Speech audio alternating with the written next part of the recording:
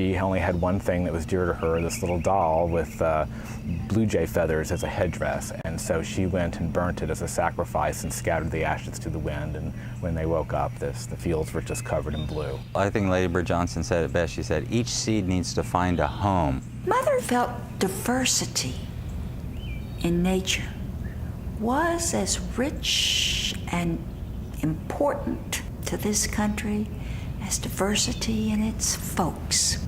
The plants are really just trying to attract those pollinators, the bees or the butterflies or the hummingbirds. Prickly pear cactus has probably kept man from starving in the state more than any plant. Our native wildflowers fit together like pieces in a puzzle. And so if you take a piece out of the puzzle no longer works.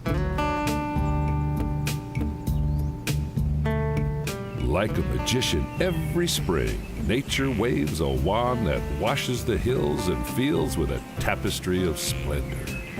We awaken from our winter slumbers to rejoice in the bounty of renewal that nourishes our dreams. But wildflowers are more than a fleeting romance. They represent the highway to ecological stability that impacts our daily lives. Discover their secrets on the back roads of history that forecast the seeds of the future. Most of our ancestors wanted food and medicine and shelter and fiber, and so they paid more attention to plants that would provide those things.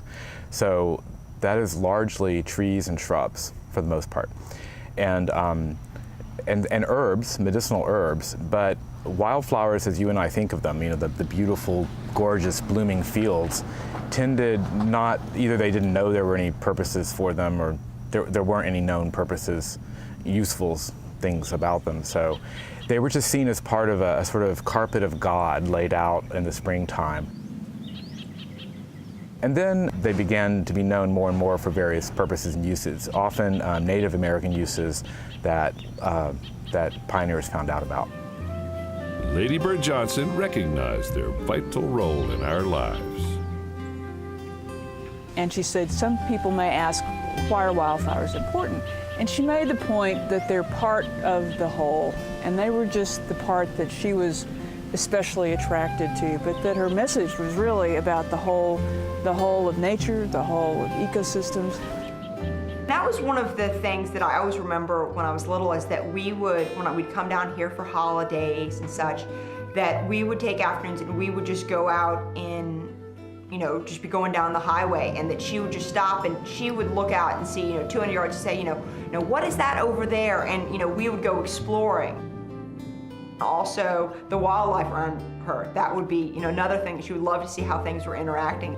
And I think those things went hand in hand.